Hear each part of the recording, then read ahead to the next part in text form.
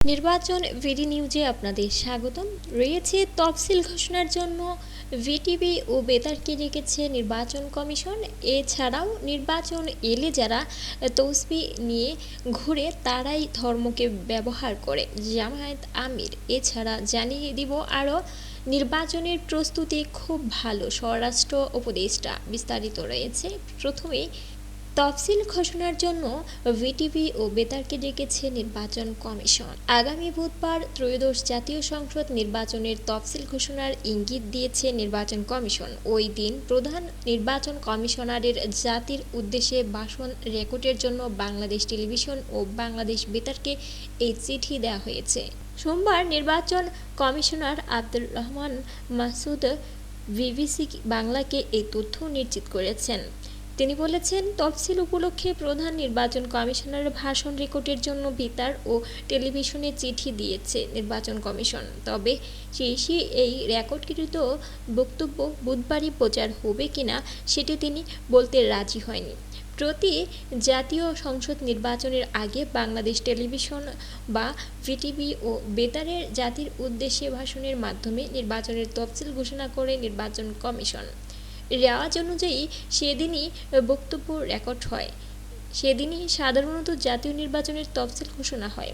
সর্বশেষ 2024 সালের দ্বাদশ জাতীয় সংসদ নির্বাচনের তফসিল ঘোষণার দিনই রেকর্ডের জন্য ভিটিভি ও বেতারকে ডেকেছিল নির্বাচন কমিশন।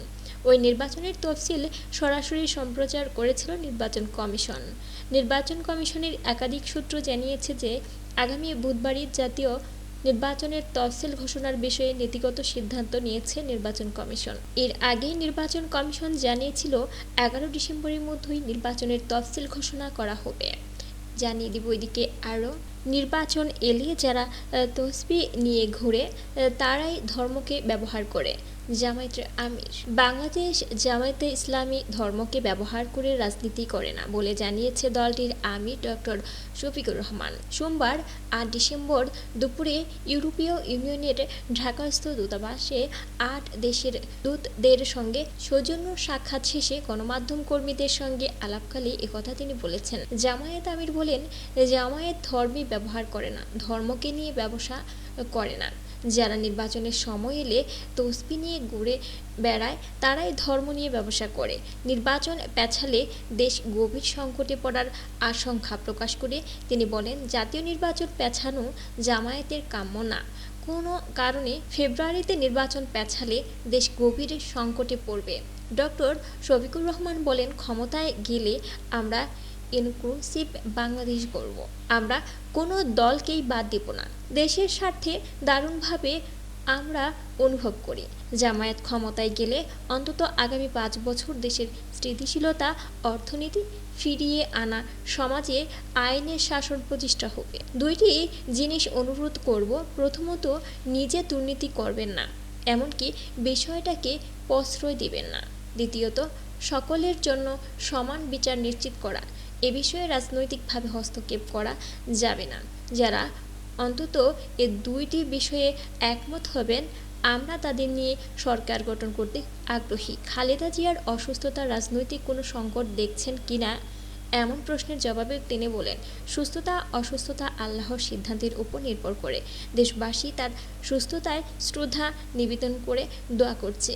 সবাই বিদায় নিতে হবে, এর সঙ্গে সমাজের চাকা চলা বা অচল হওয়া উচিত নয়। 8 দেশের রাষ্ট্রদূতরা নির্বাচনের প্রস্তুতি এবং একই দিনে নির্বাচন গণভোট নিয়ে কোনো শঙ্কা প্রকাশ করছে কিনা এমন প্রশ্নের জবাবে ডক্টর শফিকুর রহমান বলেন, একই দিনে 2 ভোট নিয়ে শঙ্কা আছে। এ সময় আলাদা আলাদা দিনে নির্বাচন করার কথাও জানান তিনি আরও বলেন, ফেব্রুয়ারির নির্বাচন খুবই প্রয়োজন। এর সামান্য নড়চড় হলে দেশ গভীর সংকটে পড়বে। এ সময় দেশের স্বার্থে, আগামীর স্বার্থে সবাইকে ঐক্যবদ্ধ হবার আহ্বান জানান জামায়াতের আমির। এদিকে জানিয়ে দিচ্ছি নির্বাচনের প্রস্তুতি খুব ভালো, স্বরাষ্ট্র উপদেষ্টা। ত্রয়োদশ জাতীয় সংসদ নির্বাচনের প্রস্তুতি খুব ভালো বলে জানিয়েছে স্বরাষ্ট্র উপদেষ্টা মোহাম্মদ জাহাঙ্গীর আলম চৌধুরী। সোমবার 8 অক্টোবর সচিবালয়ে আইন শৃঙ্খলা সংক্রান্ত কোর কমিটির বৈঠক শেষে সাংবাদিকদের তিনি একথা বলেন। স্বরাষ্ট্র উপদেষ্টা বলেন, আগামী নির্বাচনের প্রস্তুতি খুব ভালো, সুষ্ঠু, নিরপেক্ষ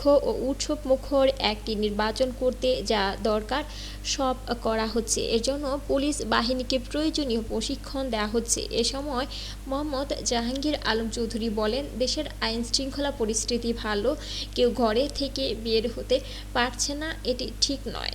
কেউ হয়তো ইচ্ছে করেই বের হচ্ছে না, কেউ হয়তো ইচ্ছে করেই বের হন না।